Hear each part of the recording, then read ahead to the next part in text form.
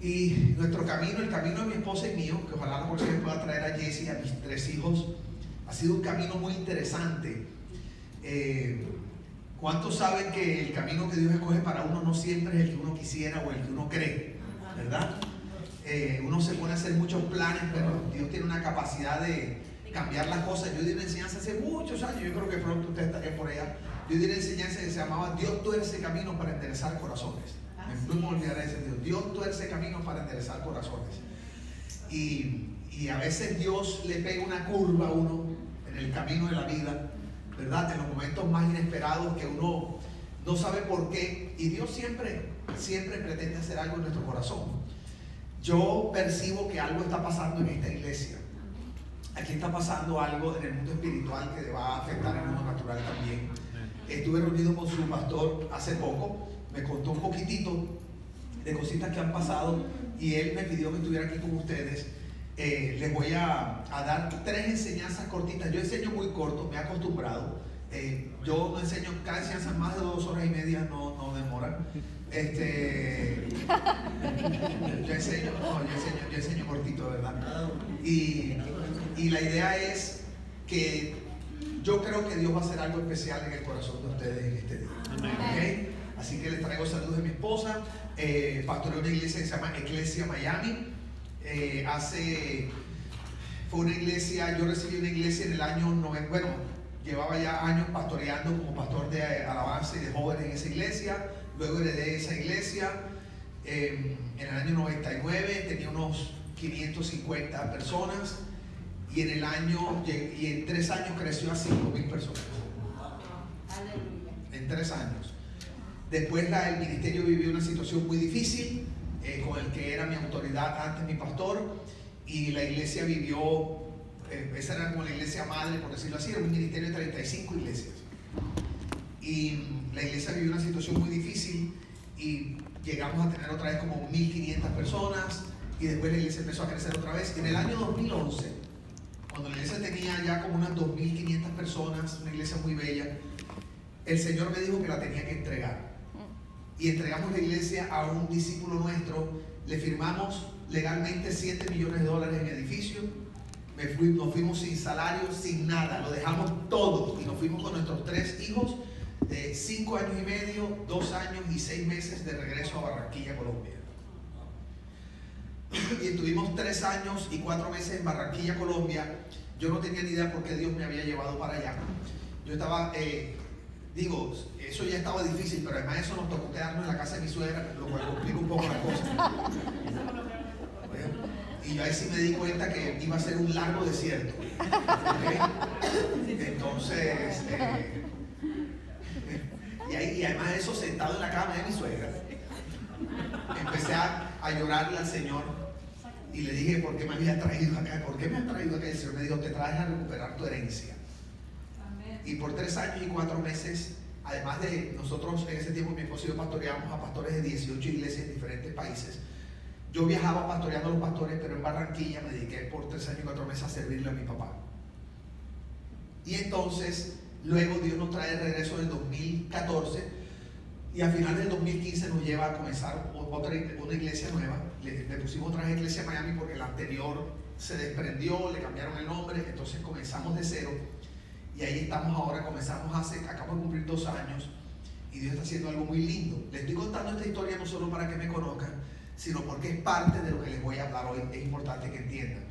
Cuando yo solté la iglesia grande, la gente no entendía por qué yo había soltado la iglesia grande. Era una de las iglesias más poderosas de la ciudad de Miami, de las más influyentes. Dios me había dado una honra muy linda entre los pastores de la ciudad.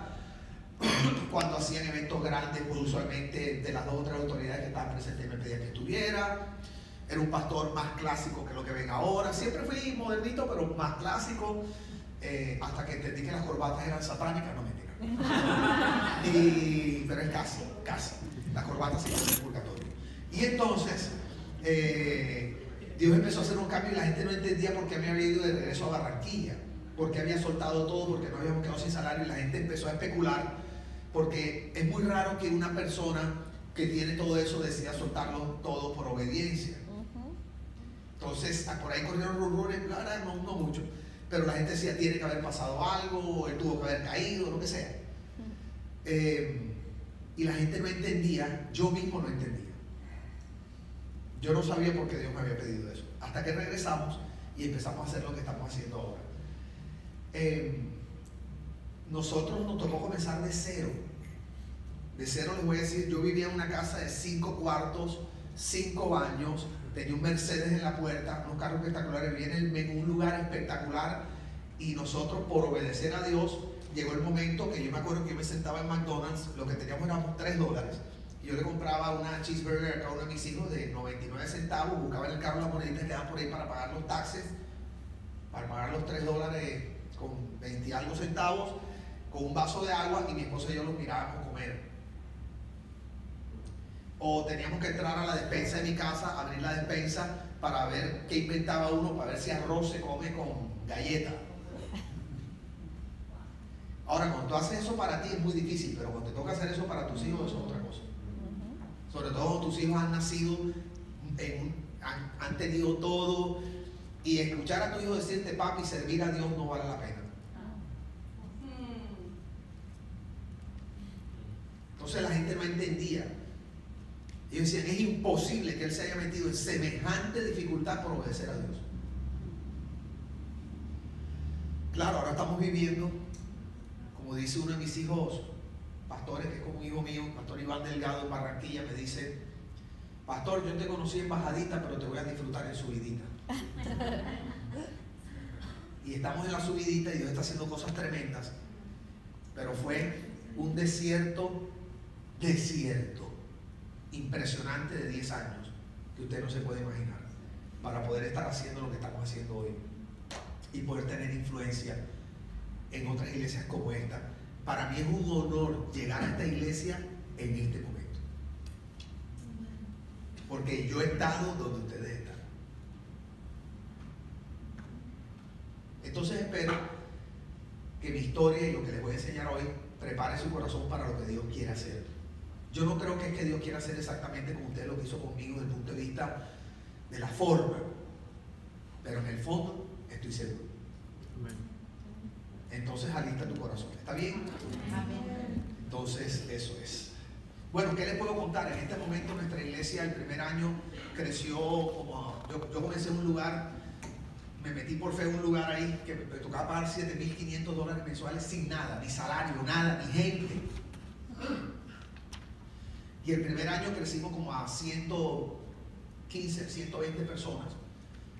Y luego hicimos un cambio de visión, una cosa que Dios nos mostró, y en este momento tenemos, el segundo año se duplicó la iglesia. Crecimos 110%, batiendo todos los récords de crecimiento de iglesia en los Estados Unidos. Y el domingo pasado comenzamos nuestro servicio en inglés y la iglesia creció un 40% en un solo servicio. Entonces Dios está haciendo unas cosas tremendas, pero usted dirá, y ahora todo el mundo dice, wow, cuando hicimos el cambio la gente decía, eso no es de Dios, me decía el equipo.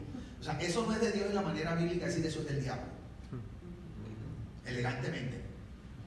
Cuando la iglesia se duplicó, llegaron y me dijeron, siempre supimos que era de Dios. ¿Ok? Y en la iglesia está pasando cosas tremendas, está llegando gente que nunca iría a una iglesia. Porque quiero sepan que la iglesia está compuesta por cristianos que se rotan de una iglesia a otra. Y son mínimos los que traemos de afuera. La iglesia ha perdido toda capacidad de atraer al que no conoce a Cristo, especialmente los que están más lejos, con los que Cristo andaría hoy si estuviera aquí. Bueno, esta iglesia se está llenando de esa gente. Esta iglesia está llena de cristianos heridos y casi todos son familias de pastores, especialmente los hijos. Lo que más llega a la iglesia son hijos de pastores heridos o hijos heridos de pastores, también heridos. Y gente que nunca iría, tú lo ves llegar y tú dices, jamás iría a una iglesia. O sea, lo que estoy haciendo es un milagro. Entonces, con esa introducción, vamos a la primera enseñanza. ¿Está bien? Ok. Aunque nuestro Dios y su palabra es eterno. ¿Cuántos saben? Nuestro Dios es eterno, su palabra es eterna, cielo y tierra pasarán, pero tu palabra permanecerá para siempre. Y aunque Dios es eterno y su palabra es eterna, nosotros vivimos en un mundo que está gobernado por un tiempo cronológico. Dice la Biblia en Eclesiastés, dice que Dios ha hecho todo apropiado, como dice la Reina Valera, todo hermoso, que original es apropiado. Dice, Dios hizo todo apropiado en su tiempo. Dice, pero Él ha puesto la eternidad en nuestros corazones. Entonces Dios nos puso como un problema, porque Él nos ha metido a vivir en un mundo que vive cronológicamente en un tiempo lineal. Todo en el mundo vive bajo un tiempo lineal. Todo comienza una semilla, la matita va creciendo, la manera como nos educan es una manera progresiva, la manera como nosotros maduramos es una manera progresiva. Entonces todo en el mundo se maneja por un tiempo cronológico, y digan conmigo, por estaciones. Estaciones. Entonces nosotros, uno de los problemas serios que tiene el creyente es que a veces no sabe discernir las estaciones, los tiempos de Dios. Tú puedes tomar una buena decisión, si la tomas fuera del tiempo de Dios es una mala decisión, aunque sea lo correcto. Tú puedes sembrar la mejor semilla en la mejor tierra, y si la siembras en la época del año equivocada, no da fruto. Entonces Dios nos pone la eternidad en el corazón. Entonces nosotros vivimos con todos los propósitos eternos como metidos ahí en el corazón, pero al mismo tiempo tenemos que vivir en este mundo donde todo es cronológico, no es fácil. Entonces, ¿qué pasa? Que el sistema del mundo sabe manejar los tiempos y las estaciones mejor que la iglesia. La iglesia, que supuestamente somos la voz profética de Dios a las naciones y contamos con la persona del Espíritu Santo, que es el que conoce los tiempos, que conoce la mente de Dios. La Biblia dice: ¿quién conoce la mente de Dios si no es el Espíritu de Dios?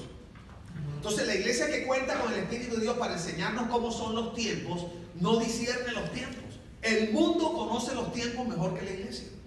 Y la iglesia siempre está persiguiendo al mundo en vez de la iglesia estar dirigiendo al mundo.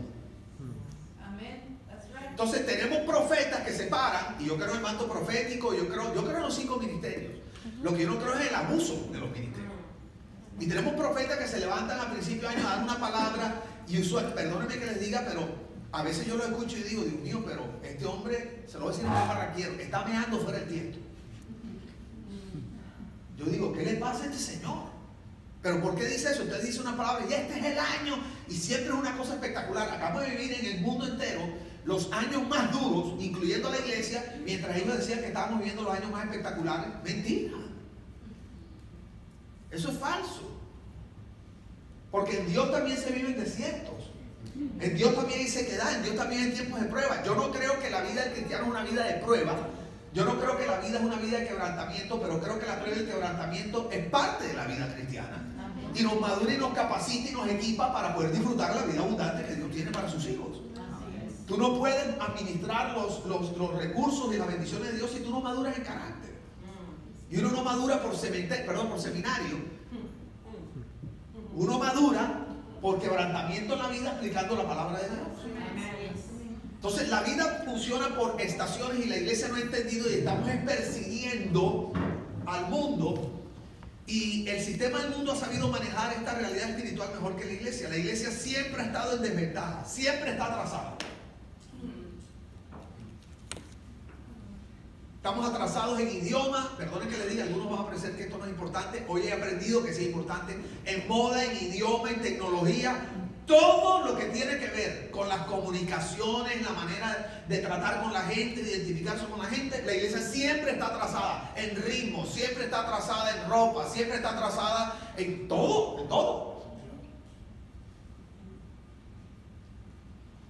Entonces, ¿por qué la iglesia vive eso? ¿Por qué la iglesia siente esta responsabilidad, lo cual es de proteger la verdad de Dios? La iglesia tiene temor de quebrantar verdades eternas de Dios. Entonces, por proteger la verdad de Dios, escuchen esto, terminamos perpetuando paradigmas e instrucciones que no son verdades. Y ahorita les voy a explicar esto bien. Por temor a quebrantar las verdades eternas, lo que hacemos es que terminamos perpetuando paradigmas religiosos que ni siquiera tienen sustento bíblico. ¿Están preparados? Lucas 9.1. Acompáñame a Lucas 9.1. Porque todo lo que les voy a enseñar hoy es bíblico. Yo no creo en enseñar nada que no tenga fundamento bíblico. Y ni siquiera es un versículo, no. Porque todo texto fuera de contexto se vuelve un pretexto. Ustedes saben eso.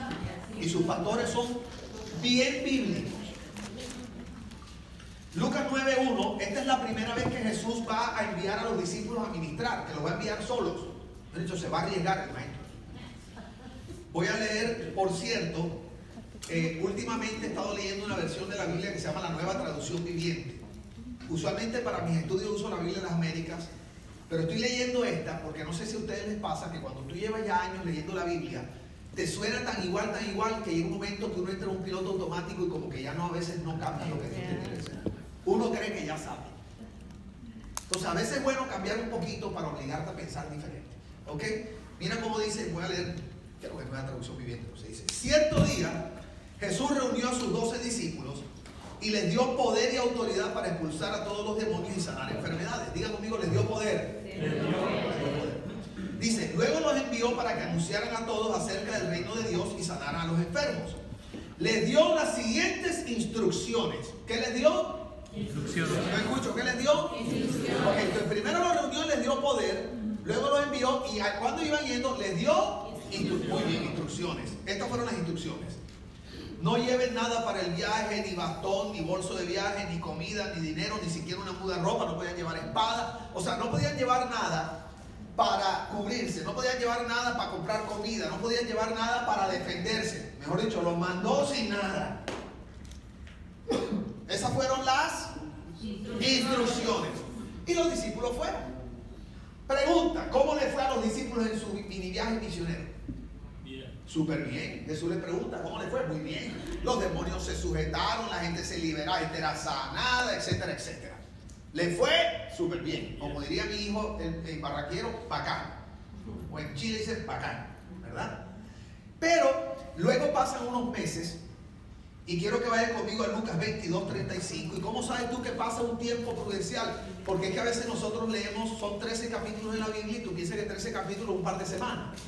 Porque como tú te lo lees un par de semanas, bueno, los que leen la Biblia, tú te lo lees un par de semanas, entonces tú crees que pasaron un par de semanas, pero hay una versión donde dice, ¿se acuerdan cuándo? Le dice Jesús. Y si Jesús le dice, ¿se acuerdan? No puede ser que había pasado una semana. Tiene que ser que había pasado por lo menos algunos mesecitos, ¿verdad? Lucas 22:35 dice, entonces Jesús les preguntó. En la otra dice, ¿se acuerdan, padres? Cuando los envié a predicar la buena noticia y no tenían dinero, ni bolso de viaje, ni otro par de sandalias, ¿le faltó algo? No respondieron. Mira qué tremendo. Jesús le está diciendo, ¿se acuerdan cuando los envié? La primera vez, o sea que esta es la segunda vez que los envié. Pasaron varios meses. ¿Se acuerdan de la vez aquella que los envié y les dije que no llevaran nada? ¿Le faltó algo? No. ¿Cómo le fue? Bien. Mira, yo les aseguro que los discípulos, que seguro eran como nosotros, especialmente Pedro, que era el más hablador, tuvieron que haber pensado y decir, el maestro seguramente nos va a enviar otra vez. Y como nos va a enviar otra vez, nos está recordando las instrucciones. Porque al fin de cuentas esas instrucciones funcionaron. Porque pregunta, ¿nos faltó algo? La gente fue liberada. La gente fue sanada. Entonces hay un dicho aquí en Estados Unidos que dice, if it's not broken, don't fix it. O sea, si no está dañado, pues lo arreglan. ¿Han visto esa gente que quiere arreglar las cosas que no están dañadas? Entonces las dañan. Entonces el gringo dice, if it's not broken, don't fix it. Entonces eso es como más vale malo conocido que bueno por conocer. Entonces ellos dicen, seguramente si la gente fue liberada, la gente fue sanada y nos está diciendo, ¿se acuerdan? Fijo, nos va a enviar otra vez y como nos va a enviar otra vez, nos quiere recordar las instrucciones porque esas instrucciones funcionaron. ¿Estamos de acuerdo? Pero Jesús les dice en el versículo 36. ¿Cómo comienza en el versículo 36 en la versión de ustedes? Pero ahora. ¿Cómo dice? Pero ahora. Pero ahora. Digan conmigo, pero ahora. Pero ahora. Digo, pero ahora. Dice, pero ahora les dijo, tomen su dinero y un bolso de viaje. Si no tienen espada, vendan su manto y compren una. O sea, en pocas palabras, Todo lo contrario. unos meses después, los va a enviar a hacer lo mismo, pero les da unas instrucciones opuestas. Y tú dirás, ¿por qué les cambió las instrucciones si las antiguas instrucciones funcionaron? If it's not broken, don't fix it. Te voy a decir, la clave está en pero ahora, porque era un tiempo diferente. Era un tiempo diferente. Entonces, qué importante entender que la verdad de Dios nunca cambia, pero las instrucciones de Dios sí cambian. De acuerdo al Tiempo. La verdad de Dios nunca cambia, porque la verdad de Dios es eterna. Pero las instrucciones de Dios sí cambian, de acuerdo al tiempo. Entonces, ahora vuelvo y le repito, problema de la iglesia. Por el temor de quebrantar verdades eternas, terminamos protegiendo instrucciones temporales. ¿Ahora sí lo están entendiendo? Entonces, la iglesia, muchas de las cosas que nosotros creemos en cuanto a liturgia, forma y todo eso, no son ni bíblicas. No es que no sean bíblicas, que son del diablo. Lo que quiero decir es, la Biblia no te dice que te pongas esto, que hagas esto, que cantes así, que el servicio tenga este orden, que la liturgia es así, que se habla de esta manera. O sea, la Biblia no habla nada de eso. Todo eso son instrucciones algunas de algún tiempo, o dogmas, o tradiciones de la iglesia. Eso es todo. Entonces, la iglesia, por hacer eso por tantos años, ha terminado perpetuando y protegiendo eso, creyendo que al hacer eso está protegiendo la verdad eterna de Dios. Entonces nos da miedo, porque nos da miedo todo lo desconocido. Porque decimos, pero es que si comienza por aquí, ¿hasta dónde irá a llegar? Oye, si Jesús le puso a hacer algo totalmente opuesto. Es más, escucha esto, a veces por proteger esas instrucciones terminamos desprotegiendo la verdad eterna. Y la iglesia está más dividida por instrucciones temporales que por verdades eternas. Si la iglesia protegiera las verdades eternas y entendiera que las instrucciones son temporales, la iglesia no estaría tan dividida.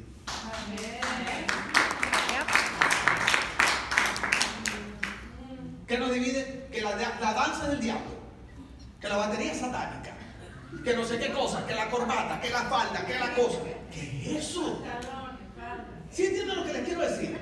Pero ¿de dónde ustedes sacan eso? ¿Y saben lo que pasa? Que mientras tanto se está perdiendo la gente.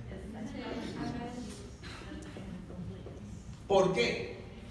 Porque Dios nunca cambia, pero el idioma de las generaciones sí cambia. Dios no cambia, pero el idioma de las generaciones sí cambia.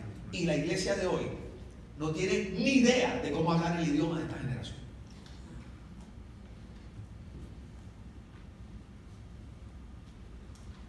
Miren el promedio de edad de esta casa, con todo el perdón de ustedes.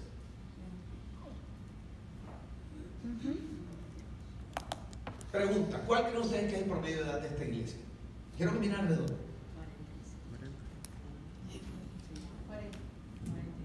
No creo que sea 40. Pregunta.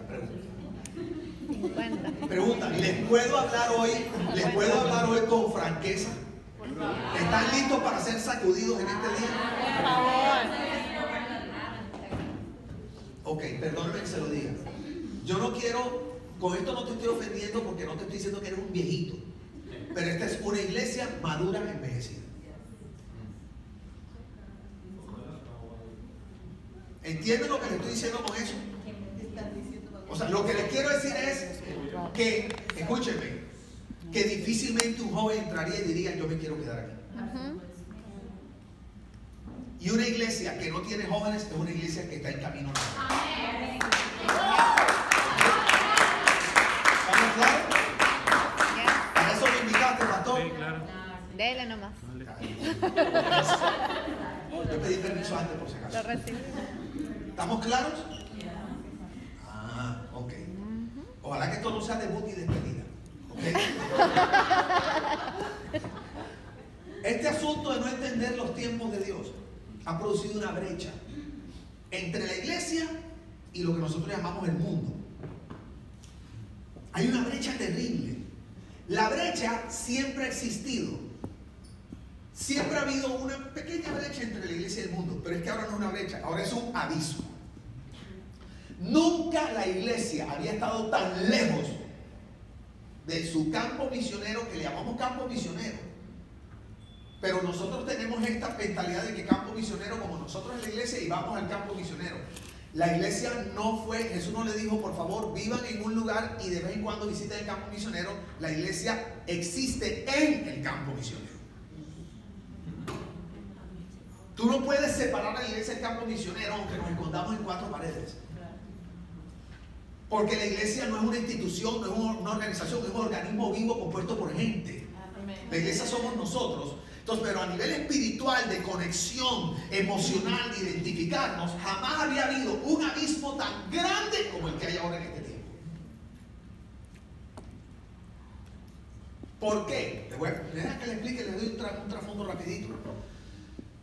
Porque el humanismo, que no tengo tiempo de explicarle eso, el humanismo se ha adueñado de la iglesia cristiana.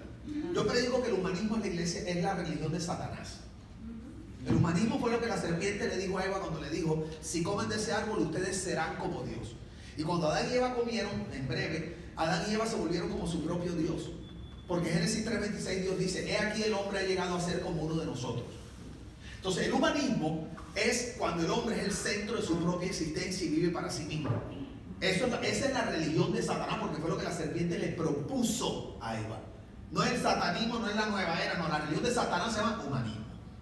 Y el humanismo tiene 2 grandes expresiones que están en Filipenses 2, donde dice, Pablo le dice a la iglesia, le dice: nada hagan por egoísmo o por vanagloria, sino con actitud humilde estimen al otro como superior a ustedes mismos.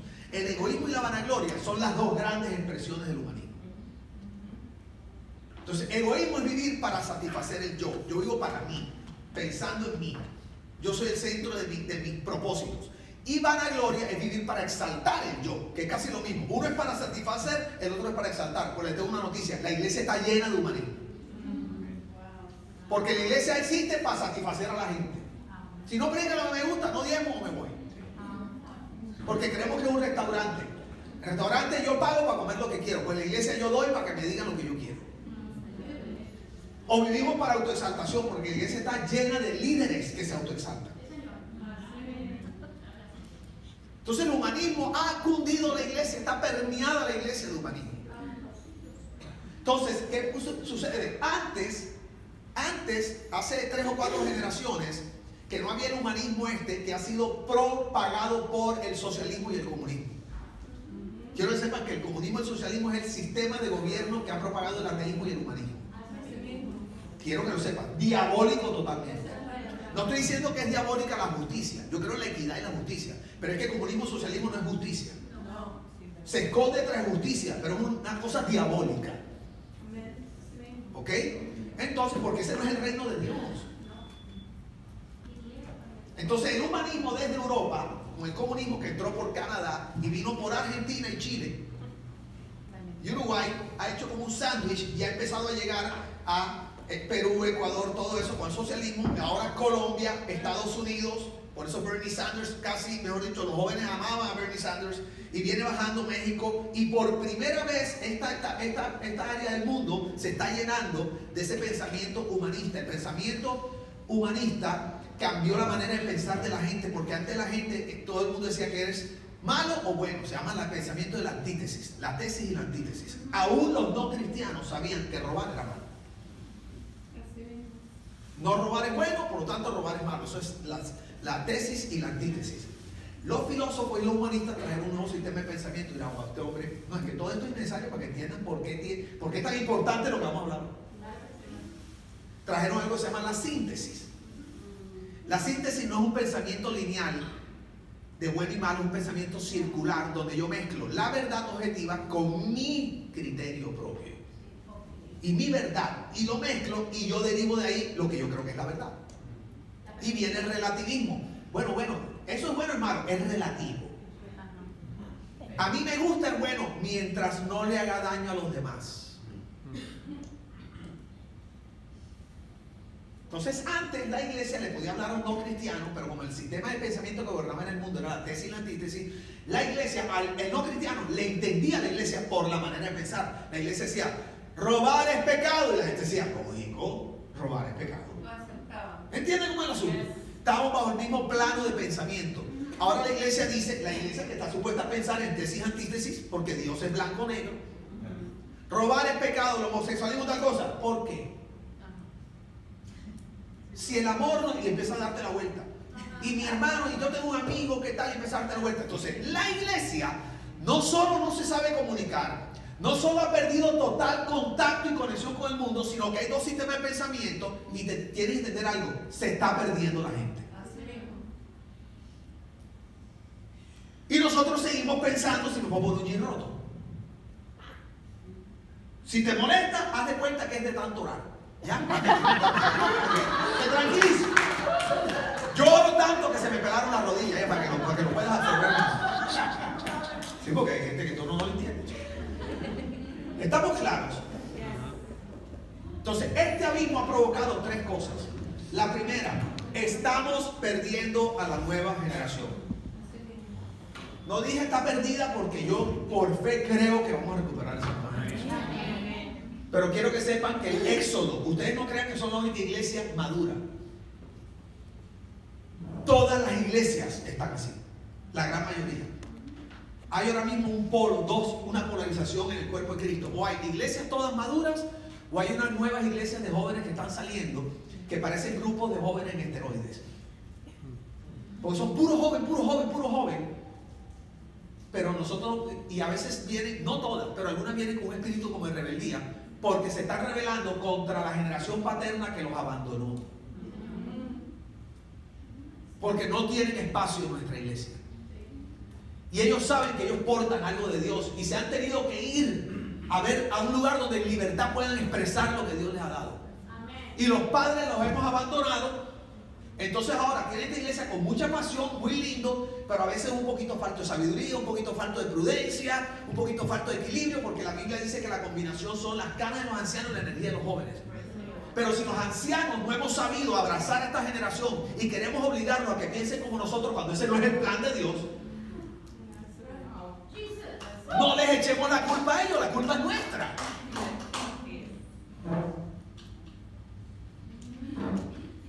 Entonces estamos perdiendo la nueva generación. Segundo, perdimos la capacidad de impactar la cultura. Las grandes universidades, Yale, Harvard, Oxford, Cambridge, todas eran cristianas. Es más, les voy a decir algo, los grandes economistas salían de la facultad de teología, porque la facultad de economía estaba debajo de teología, porque la palabra economía en su raíz realmente tiene que ver con algo de Dios. La economía nació en el corazón de Dios. Pero todas esas universidades ahora son las cunas del secularismo y el humanismo. Perdimos toda capacidad. Que jura sobre la Biblia el presidente. ¿Qué es lo que estaban diciendo con eso? Este país, under God, no sé qué cosa tal. Prepárense que ahorita hay un presidente que jurará sobre el Corán. Si ves, ya el cristianismo no es el faro de luz a las naciones. Nos volvimos simplemente una opción más en toda la carta de opciones espirituales que la gente puede escoger. Y eso, la peor carta, porque somos los hipócritas. Porque hablamos mucho y no hacemos tanto. Ustedes verán si quieren seguir así. En su burbuja aquí, tú sabes, como están todas las iglesias.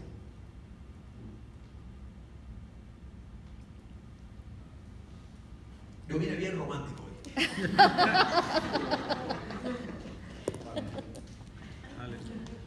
Si queremos cumplir con la misión que Dios nos dio, tenemos que, di conmigo, tengo que tener la valentía, la humildad y la honestidad para aceptar que algo no está bien. Di conmigo, y estar dispuesto a cambiar paradigmas. Porque la verdad de Dios es eterna, pero las instrucciones cambian. Porque Dios es eterno, pero el idioma de las generaciones cambia.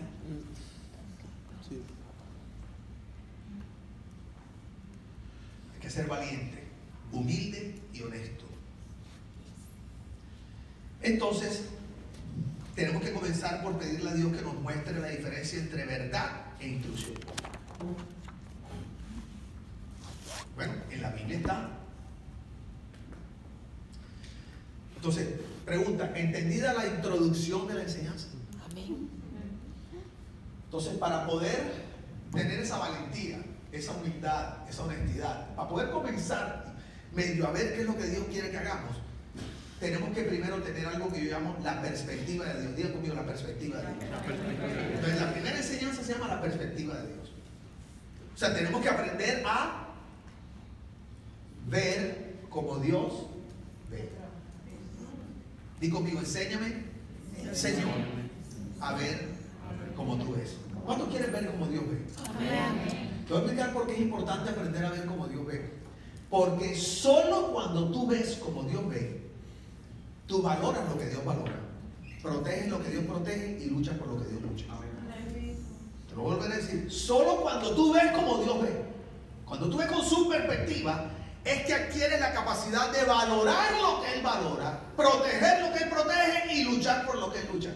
Cuando tú no ves como Dios ve, tú crees que valoras lo que Dios valora. Crees que estás protegiendo lo que Dios protege y crees que estás luchando por lo que Dios lucha. Y la iglesia cristiana hoy en día no valora lo que Dios valora. Menos protege lo que Dios protege y no lucha por lo que Dios lucha. Todo es un problema de, digo, perspectiva. ¿Cuántos quieren aprender a ver como Dios ve? ¿Están listos de verdad? Porque yo voy a declarar que Dios va a hacer un milagro con ustedes hoy. Amén. La iglesia que tiene la perspectiva. Las personas, muchas personas no entendían a Jesús, era porque no veían como Jesús veía. Porque Jesús tenía la perspectiva de ¿quién? De su Padre, de Dios. Y por eso es que Jesús a veces decía cosas y la gente decía, pero eso no tiene lógica. Entonces mira qué tremendo cuando Jesús está delante de Pilato. Y Pilato le dice, Pilato estaba en un rollo con Jesús. Pilato venía asustado, porque la esposa de Pilato le había dicho, tú no tengas nada que ver con este hombre. ¿Cuántos hombres aquí saben que las mujeres tienen un sexto sentido? Chicos, que es algo que no me preguntes, no es discernimiento. Quiero decir, no es discernimiento del espíritu, pero es parte del equipamiento que Dios le dio, yo creo, para cuidar a su hombre. Y para la maternidad, yo creo que Dios le equipó a la mujer con un sentido increíble. Entonces Pilato lo sabía y la mujer le dijo, mi amor, no tengas nada, ojo con lo que vas a hacer con este hombre. Y yo me imagino que Pilato ya llegó al juicio de Jesús preocupado. ¿Sabes?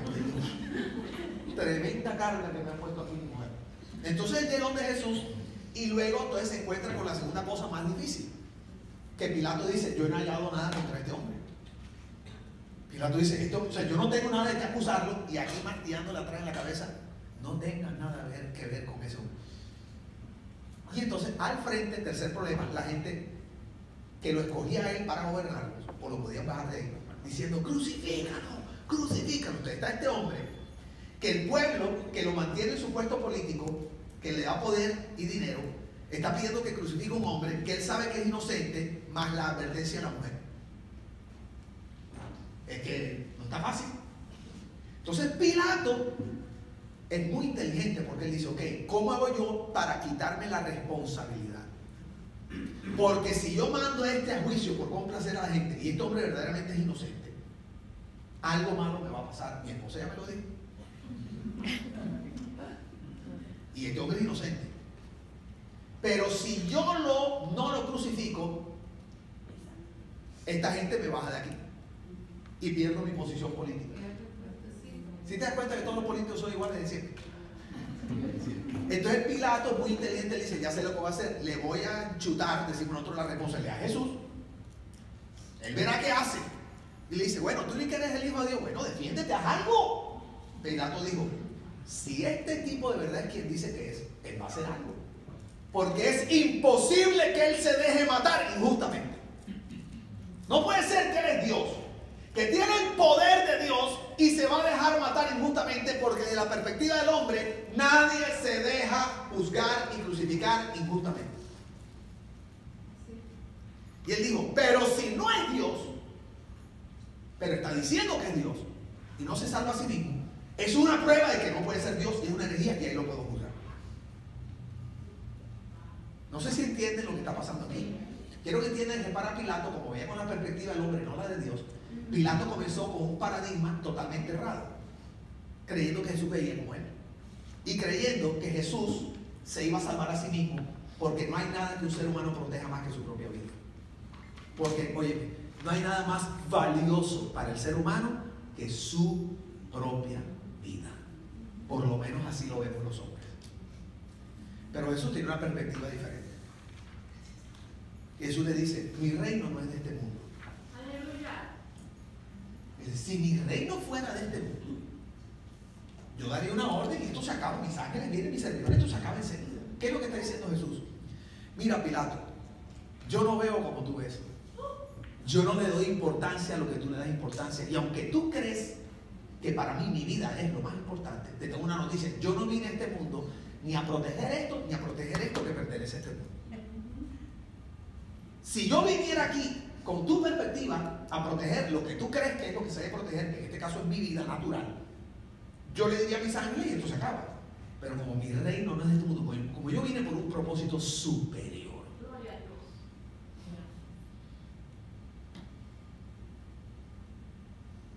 el valor que le doy a mi vida no es el que tú le das.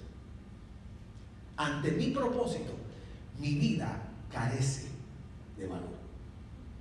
Porque yo no veo como tú ves.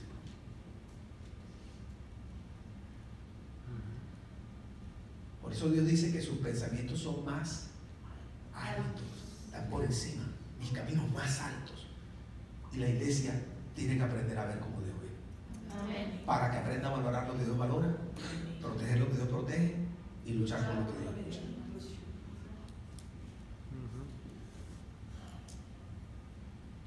¿Por qué les digo esto? Porque aquí van a empezar a pasar cosas.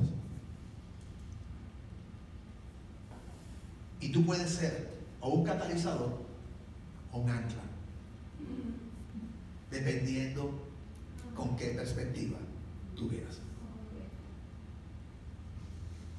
Porque si lo que quieres proteger es tu comodidad, tu seguridad, es que si cambia esto, es que si ahora lo hacen así, es que yo nunca lo he hecho así, es que no.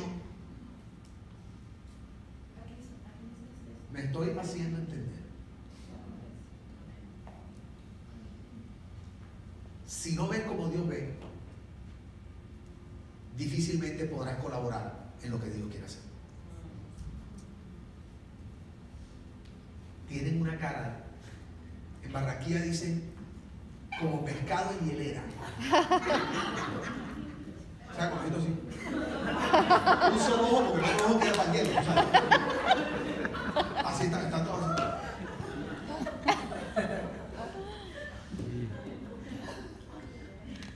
¿Cuántos quieren aprender a valorar lo que Dios valora? Amén. ¿Cuántos quieren proteger lo que Dios protege y luchar por lo que Dios lucha? Amén. Ok, ya voy a terminar esta primera enseñanza con una última cosa que voy a decir. Es decir, yo todavía no he perdido la costumbre, Gabriel, de introducir largo y predicar corto.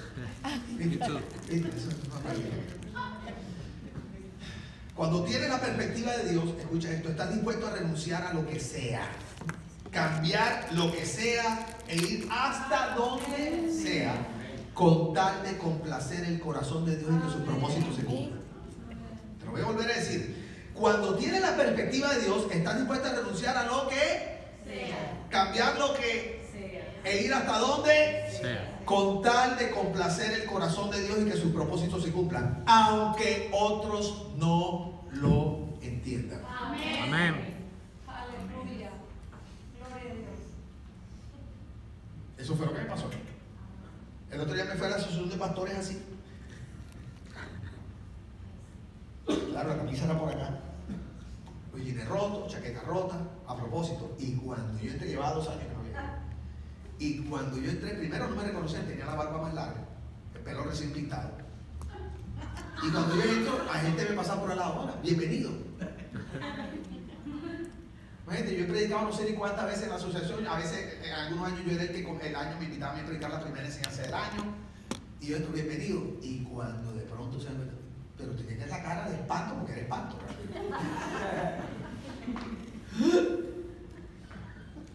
Bueno, el presidente de la asociación me dijo, chico, ¿qué te pasó? Como si me hubiera dado una enfermedad. Una epidemia. Sí, como que, ¿qué te dio? ¿Qué te dio? Caballero, cosa más grande en la vida, ¿qué te pasó, chico?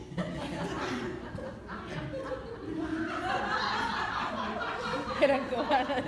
Oye, ese me sonó parecido, ¿verdad? Cosa más grande en la vida, caballero. Bendito Cristo de la gloria. Y me mira y me dice, chico, ¿pero qué es eso? Eso que es una estrategia. Vamos, jóvenes. Digo, así es así.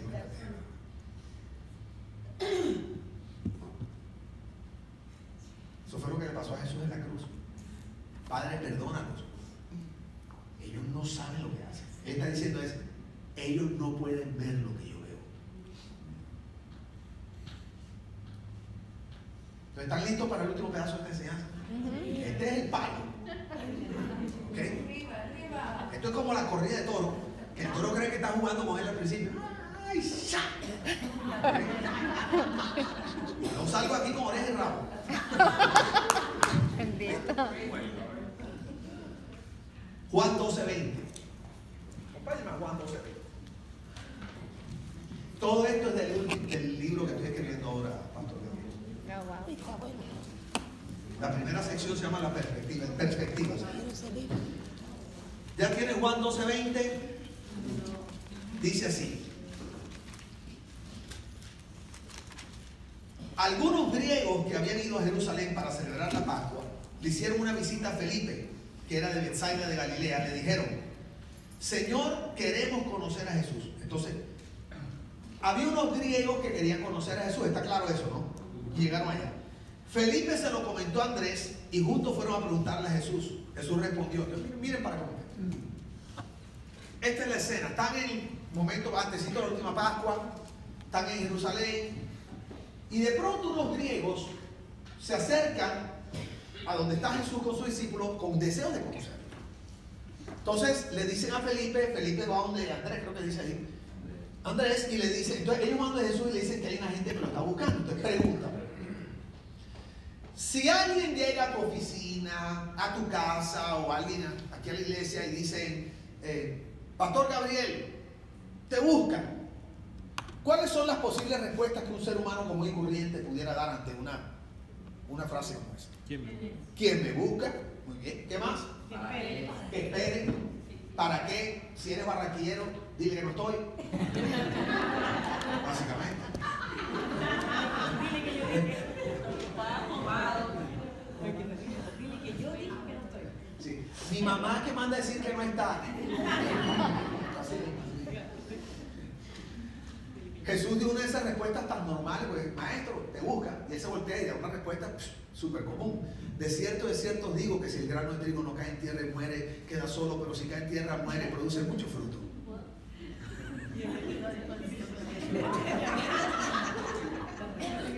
Y los discípulos han dicho, wow, maestro, como que la empanada le indigestó. Le dieron una torta merengue lúcuma y parece que ¿qué es eso? Se metió con agricultura, que si el grano de trigo no cae en tierra y muere, queda solo. Lo que dice, ¿qué es eso? Y de verdad que es una respuesta muy extraña. Muy extraña. Pero te voy a explicar por qué Jesús respondió eso. Y ese es el fin de esta enseñanza, entender eso. ¿Por qué es que a Jesús no le dijeron, maestro, te buscan? Le dijeron, maestro, unos griegos te buscan. ¿Sí ves? Y te buscan es muy diferente a unos griegos te buscan. Te voy a explicar por qué. Porque en los tiempos bíblicos, tú puedes notar en la Biblia que cuando van a clasificar las naciones de la tierra, siempre las clasificaban en judíos y gentiles o judíos y griegos. Entonces, básicamente era la nación judía y todas las demás naciones de la tierra que en este momento le decían o gentiles o le decían griegos. Esa es la clasificación. Entonces, cuando le dicen, maestro, unos griegos te buscan, en ese momento, en el corazón de Jesús, estaban sucediendo muchas cosas. Jesús venía de Getsemaní. Getsemaní no había sido fácil. Ustedes no crean que Jesús salió de Getsemaní como si nada, como, Padre, si es posible, porque además nosotros, por más que hicimos gotas de sangre, pero como la Biblia lo hizo de una manera tan normal, y Jesús oró y levantó la vista y dijo, Padre, si es posible, pasa en mí esta copa, pero no sea mi voluntad sino la tuya. Y uno cree que eso fue una oracioncita que se le salió así. La Biblia dice que él duraba, primero dice que fue 3 veces que hizo lo mismo, no una vez, 3. Y las 3 veces se le durmieron los discípulos. Bueno, las dos primeras o la tercera ya él dijo, ya te lo voy a pedir que oren por mí, si se van a dormir. Entonces tú no te duermes, tú no dices, Padre, si es posible, y lo digo. O sea, Jesús estaba ahí metido en oración, en una batalla en el corazón tan violenta, que dio tiempo para que los discípulos se durmieran. Y él cuando llegaba dice que los encontraba dormidos y le decía, pero, hey, ¿por qué se duerme? Necesito que oren por esto. Otra vez se va, vuelve y otra vez encuentra dormido, otra vez se va. Y era una lucha tremenda. O sea, Jesús en ese momento, él no salió contento y dijo, wow, Padre, qué tremendo, bring it on, estamos listos para esto, que venga lo que venga. No, Jesús salió con una decisión tomada, pero el corazón en un nivel de conflicto por lo que él estaba a punto de vivir, terrible. Entonces, cuando él está en la Pascua, él todavía está con todas estas ansiedades y eso, porque tú puedes notar frases que él dice. Por ejemplo, cuando ve a los discípulos le dice, intensamente he deseado pasar esta Pascua con ustedes. O sea, se ve que Jesús estaba emocionalmente tocado. Él estaba viviendo un viacrucis interno terrible. Y es en ese momento que le dice, maestro, unos griegos te buscan. ¿Qué pasó en el corazón de Jesús, en su mente? Esto es lo que pasó. Les voy a dar una explicación para que la entendamos. No digo que es exactamente esta gráfica, pero una manera de entenderla. Es como si en el corazón de Jesús él hubiera imaginado una balanza. ¿Usted conoce la balanza donde se pesan dos cosas para ver cuál es más pesada? Una balanza como de justicia. Y en esa balanza, de un lado, Jesús puso todo lo que él había hecho, sus 3 años y medio de ministerio, y todo lo que él pudiera hacer si él no moría. Si Jesús no moría, él hubiera podido vivir 20, 30, 40 años más. ¿Cuánto hubiera podido hacer Jesús? Bueno, te voy a explicar. No lo podemos saber porque la Biblia dice que solo 3 años y medio, todos los milagros y maravillas que Jesús hizo no pudieran ser contenidos ni por todas las páginas de los libros del mundo. Tú no creas que los milagros que Jesús hizo son los que dice la Biblia. La Biblia claramente dice que ahí no está todo recorded, ahí no está todo escrito, porque dice que si se escribiera todo no cabría ni en todas las páginas de los libros del mundo. 3 años y medio, a media máquina con los discípulos. Imagínense todo lo que hizo. Ahora imagínense cuánto pudiera ser si en vez de 3 años y medio fueran 40 años de ministerio, con los discípulos entrenados, con un equipo más grande. O sea, imagínense todo lo que hubiera podido pasar. Jesús puso eso de un lado de la balanza. O sea, si no muero, yo pudiera ir y todo este pueblo judío, yo pudiera hacer cosas tremendas. Pero del otro lado de la balanza puso a los griegos. ¿Quiénes son los griegos? Los griegos son todas las naciones no judías, escúchame, por todas las generaciones. ¿Por qué? Porque si él moría, él podía enviar al Espíritu Santo que iba a venir sobre su iglesia, y por todas las generaciones el cuerpo de Cristo iba a permanecer. Pero si él no moría, él solamente iba a poder alcanzar a las naciones de ese tiempo, porque él no era omnipresente, él estaba en un cuerpo. Pero al él morir, en ese momento entraba en un estado diferente, porque él dice, me toca ir para enviarles al Consolador, vendría el Espíritu Santo viene sobre su iglesia, y por eso es que ha habido iglesia y convertidos y cristianos por 2000 años, es porque el Espíritu Santo está aquí con nosotros. Entonces Jesús de un lado pone todo lo que él hubiera podido lograr si él no muere, por 40 o 50 años, ¿cuántos milagros serían? Entiéndeme, no hay ser humano que jamás haga algo ni cerca de lo que Jesús hizo o hubiera podido hacer. Él lo puso a este lado. Muchos milagros, muchas sanidades, mucha liberación, etc. Y de este lado puso esto con el pueblo judío. Y de este lado puso a los griegos. Todas las demás naciones de la tierra que no son judías, por todas las generaciones. Y cuando él hizo eso, lógicamente, aunque esto parece mucho, si lo ves con la perspectiva del hombre. Cuando tú ves como Dios ve, esto, la balanza hizo violentamente para este lado. Tan violentamente que Jesús dijo, si el grano de trigo no cae en tierra y muere, dice, queda solo, no produce fruto. O sea, era tan grande esto de acá, que todo esto que para ti y para mí sería demasiado, a Jesús le pareció cero. Lo que hoy en día los pastores creemos que es lo máximo, las campañas multitudinarias, se separaron no sé cuántos paralíticos, todo, que a mí me parece fantástico. Que Jesús hizo de eso no sé ni cuánto. A él le pareció cero. no tenía valor porque él no estaba mirando como nosotros miramos. Él estaba mirando con la perspectiva de Dios, los propósitos eternos, la salvación de las generaciones, porque la Biblia dice que los designios de Dios van de generación en generación. Entonces nuestra visión es limitada. Por eso Pedro le dijo: maestro, eso no te acontezca, no vayas a morir. Y por eso Jesús le dice: apártate de mí, Satanás, porque no pones la mirada en las cosas de Dios. Tú no miras como Dios ve, sino en las cosas de los hombres. Le está diciendo: tú crees que me estás diciendo algo muy lindo porque quieres que yo proteja mi vida, porque quieres que sigamos ministrando cosas tremendas, pero quiero decirte algo, Pedro: esa manera de mirar que te parece espectacular no sirve, porque esa es del diablo, porque va opuesta a los propósitos de Dios, porque sus pensamientos son más altos. Entonces, cuando Jesús ve eso, lo llevó a creer que esto, que para ti y para mí, y aún para él, podía ser en ese momento valioso, perdió todo valor ante lo que Dios le estaba mostrando, con unos griegos, que podían ser 2, 3, 4. Pero lo que esos griegos representaban, te voy a explicar. Si Jesús no hubiera visto eso, ninguno de nosotros estaría aquí. Porque en esos griegos estamos todos. Porque a eso se refiere Juan cuando dice: a los suyos vino, mas los suyos no le recibieron. Pero a los que los griegos les dio el derecho de llegar a ser hechos hijos de Dios. ¿Tiene sentido lo que le estoy diciendo? Bueno, ahora cierro con esto. La gente me dice: él tuvo que haber hecho algo, como él soltó esa iglesia tan grande, que 7 millones, como que él firmó todo eso, y que tal, y que esto y lo otro. ¿Sabe cuál fue el problema? Que vi a mis griegos. Y lo que para ellos vale tanto, pues todos quieren tener el megatemplo y los emisores que tuvimos. O sea, ese es como el fin de todo pastor. No es que cuando tengamos la mega iglesia y cuando tengamos 3 servicios y cuando tengamos 7.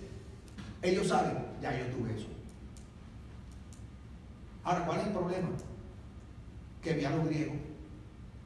¿Saben cuáles son los griegos para mí? Toda la gente que se está perdiendo y los jóvenes. Ese es el problema. Que cuando Dios me mandó a hacer esta iglesia nueva, yo comencé a hacer lo mismo que hacía antes. Y la iglesia mía era exactamente lo que ustedes ven aquí. La misma edad, un par de jóvenes, igualito, igualito. Y yo llegaba el domingo frustrado. Y yo no sabía por qué.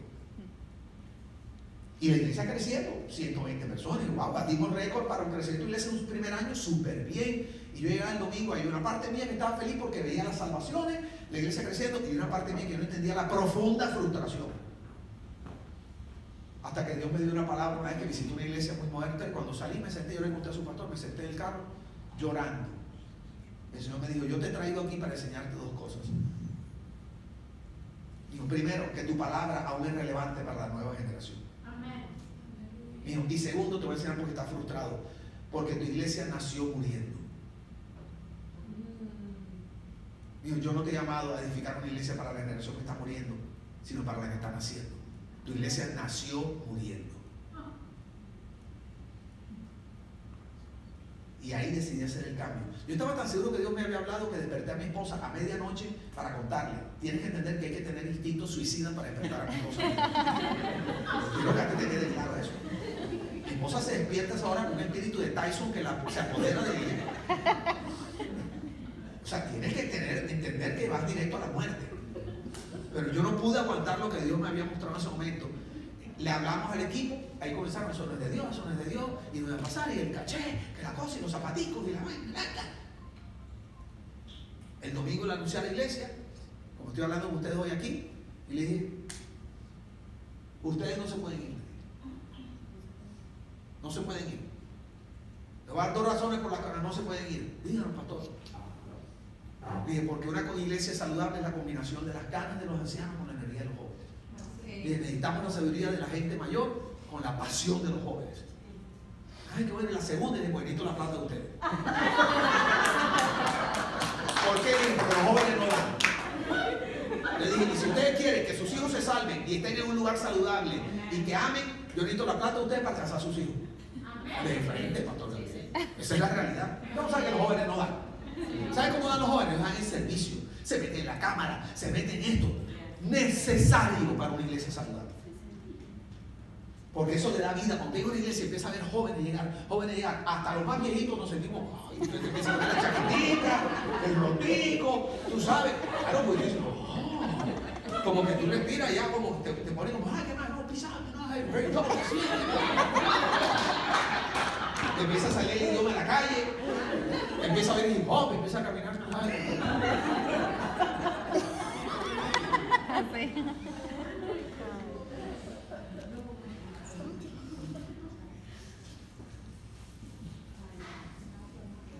Yo estuve dispuesto a dejar todo lo que otros anhelan. Porque cuando vi como Dios vio, es un Dios generacional. Y vi cómo se están perdiendo las generaciones y todo lo que les conté al principio. Y dije, ¿sabes qué?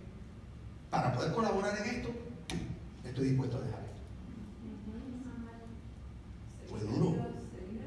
Fue duro. Porque si tú quieres hacer eso, tienes que empezar a adoptar el idioma de la nueva generación. Y el idioma de la nueva generación tiene que ver con música, con ropa, tu manera de hablar, pero la música y la moda son los dos idiomas principales de la nueva generación. Y el cristiano dice, eso es vanidad, eso no sé qué cosa, eso es que se roto, por ahí se le mete un demonio. Mira. Por ahí se le mete un demonio y se le va la vida a Cristo. Ahorita les voy a hablar más de eso en la segunda enseñanza. Claro, fue duro al principio. No se fueron muchas personas, se fueron como 6 personas a la iglesia, de los cuales ya volvieron 2. Súper bien, súper bien. Y la iglesia se más que duplicó ahora. Pero fue duro, por ejemplo, en la adoración. Porque nosotros cambiamos la música. Estoy hablando que ellos saben, yo fui ministro de adoración por muchos años. Y si ustedes hubieran ido a la iglesia anterior nuestra, ellos les pueden decir el espíritu de adoración que había en esa casa. Venía gente del mundo a adorar con nosotros. Y ahí llegaron todos los grandes ministros a la iglesia. Marco Huí, Danilo Montero, todos, hasta Julio Melgar, Marco Barriento, Marco Brunet, todos ellos entraban por la iglesia. Todos entraban. Danilo Montero es padrino de una de mis hijas. O sea, yo enseñé en los seminarios de alabanza que ustedes ni se pueden imaginar. O sea, eso para mí era, y Dios me dijo, lo vas a cambiar. Meses pasaron. Cambió todo. Todo cambió, todo. La música con los loops, con vainas electrónicas, con cosas, las luces. Y cuando yo iba al principio, la gente hacía asusta así. Y decía, Dios mío, esto no va a durar, lo que tiene como diarrea. Decía, esta gente está pero indigestado. Yo los veía así como asustados. Dice, Dios mío, ¿qué hacemos? Y meses, y poquito iba aprendiendo. El primer año fue muy duro, el primer año que hicimos el cambio y la gente desacostumbrada. Entonces los jóvenes todavía no venían, porque todavía había mucha gente mayor. Entonces los jóvenes decían, soy el único joven aquí. Entonces no le gustaba y decía, pero ¿dónde va a venir el que se quede para que atraiga al otro? O sea, faltaba el momento. Y yo decía, Dios mío, ¿cómo va a venir? Duro. Y recuerdo que en septiembre del año pasado vino David Triviño a la iglesia a enseñar, y entonces David enseñó, muy bien, muy lindo, tal. Al final se un montón de ministro de alabanza y le dice, creo en ti. Nosotros no cantamos, en la iglesia no se canta Julio Melgar, no se canta, yo los amo, todos son amigos míos personales. Le dije, perdóname Julio, estás vetado en la iglesia mañana. ¿Cómo va a ser José Víctor? Digo, estás vetado, ¿ok? Y empiezo, pero digo, creo en ti. Bueno, el ministro de alabanza empezó, hermano maravilloso, creo que ese era. Sí. Maravilloso Jesús, y la iglesia se dice, ¡ah! O sea, apenas le cantaron una viejita, todo el mundo empezó a adorar. Y a mí se me vino la lucha. Y dije, claro, esa es la solución, hay que echar un poquito para atrás, pensé yo. Pero echar para atrás es creer que este lado de la balanza es el que tiene valor. Porque yo lo que no quería era vivir la frustración de ver una iglesia que no adoraba cuando yo he visto una iglesia que ha adorado por tantos años. Y ahí el Espíritu me habló y me dijo, ¿qué vas a hacer? Para satisfacerte tú y sentirte bien con tu trabajo, vas a echar para atrás y renunciar a los griegos y a mi propósito eterno, o vas a permanecer hasta que yo haga el milagro.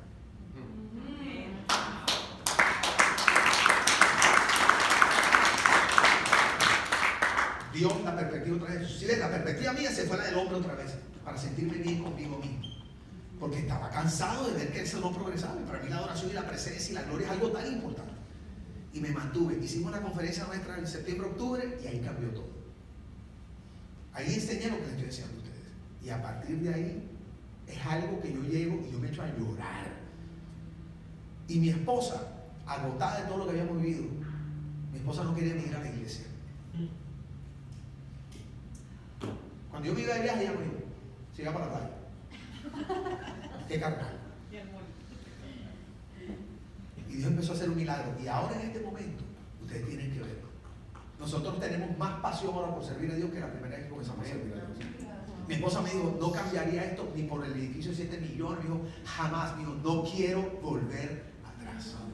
Ahora, lo que pasa es que ya estamos, si ves, es como que comenzamos aquí en Egipto, pasamos el desierto que es la alfombra y ya estamos probando más o menos la tierra prometida, claro. Pero es que no todo el mundo se aguanta este pedazo. Que es por voluntad de Dios. Si el desierto no fue castigo, fue un tiempo que Dios determinó. Porque ellos lo que seguían era la nube y la columna. Por lo tanto, fue Dios el que lo tuvo 40 años.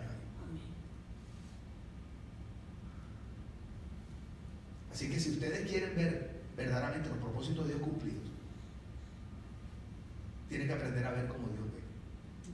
Porque solo entonces valorarán lo que Dios valora, protegerán lo que Dios protege y lucharán por lo que Dios lucha. Mientras tanto, tendrán que seguirse complaciendo a sí mismos o engañándose a ustedes mismos con una salvación aquí, con que este año vinieron 10 personas más, bautizamos 5, o como me pasó a mí, con un super templo, que muchas veces tú puedes tener todo eso y no estar en los propósitos de Dios. Porque los griegos se están perdiendo.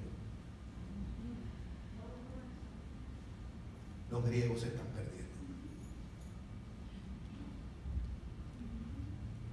Después les digo más en la segunda enseñanza porque les iba a decir algo, pero siempre les digo algo que el café te pasa.